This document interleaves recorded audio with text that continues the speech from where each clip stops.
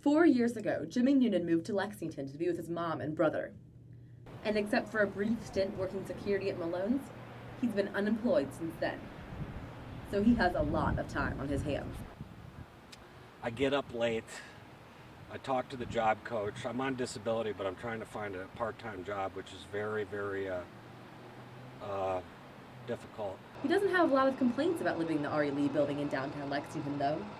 He's always lived in old buildings, and this one certainly fits that bill. It was built in 1924 as a hotel. In the 1980s, it turned into low-income housing, and then housing for disabled people. It's back to being affordable housing for anyone who needs it. But those changes did not come with lots of building updates. Things are worn down and worn out. It is a little run down. That doesn't bother me. It's cheap. It's very cheap. What really bothers him is the noise. It's noisy. There's a woman next door who can't hear, so therefore she doesn't speak very well. So she's very loud. Every time she's talking to somebody, she is loud, and it doesn't sound like clear words. It's just sort of a yell, and I wake up to that a lot, and that's kind of annoying. That next door neighbor is Rita. She and her husband Mark Groh have lived at the R.E. Lee for 19 years. They still like it well enough, but Mark misses the days when it was subsidized by the state. When we first moved in here, everybody was on disability.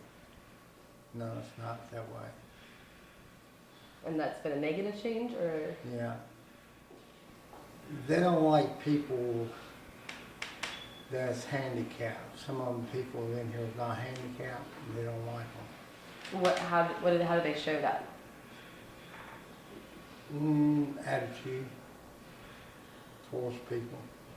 The Grohs may not like the change, but other people think it came as a blessing. Without the R.E. Lee, people like Andrew Martin wonder where they would be living. Martin and his wife separated, and he now lives on a severely reduced income. His rent is just $308 each month. With what I'm making, with what I'm spending out, this is what I can afford right now. And I think they do assisted living too, so I might look into that, see if I can get some help there too. James West also feels thankful for the R.E. Lee. His home before then was way colder, way wetter, and way louder. Where were you before? Woods. I live in the woods. I didn't live nowhere. We're in the woods. West now pays about $250 for his one-bedroom apartment, but he's moving out in 2 weeks. He's going to work at the Veterans Administration Hospital in Salem, where he'll have full-time work. Right now, he's only working part-time at Washington and Lee University. Martin works at W&L too. He works full-time, but he still struggles to make ends meet. A lot of his paycheck goes to his ex-wife and his 2 middle school-aged sons. His sons sometimes visit the R.E. Lee. Yeah, there's room. They sleep on I don't have a regular bed yet, so I put an air mattress down on the floor for them to sleep on, so they were all right. Of course, he'd like to have more room for them, but a 2-bedroom apartment would cost at least an extra $100 every month. So for now, he gets by. I mean, it does exactly what I want to use it for, so I use it to sleep, eat, do a few things on my computer and all, so. The Grohs have more space. Enough room for Rita to paint, Mark to keep his weight machines, and their cat Lightning to have lots of space to jump. Lightning.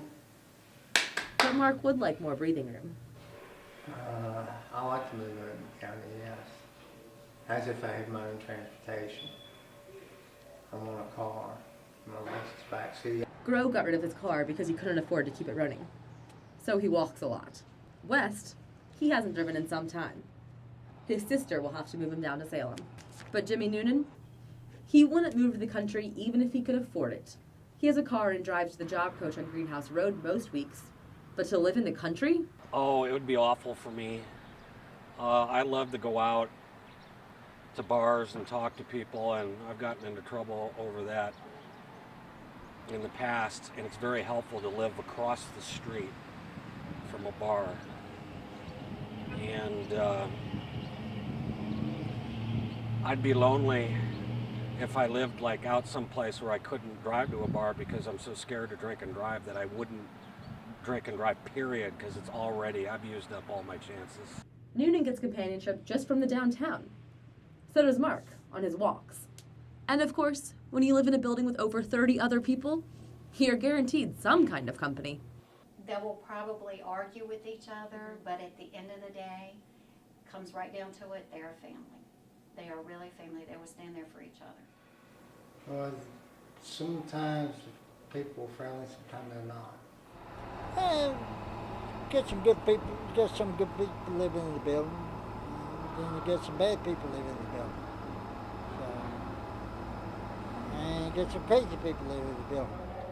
My next door neighbors, I've got to know them pretty well. They own 2 birds and a dog named, the dog's name is Low Rider.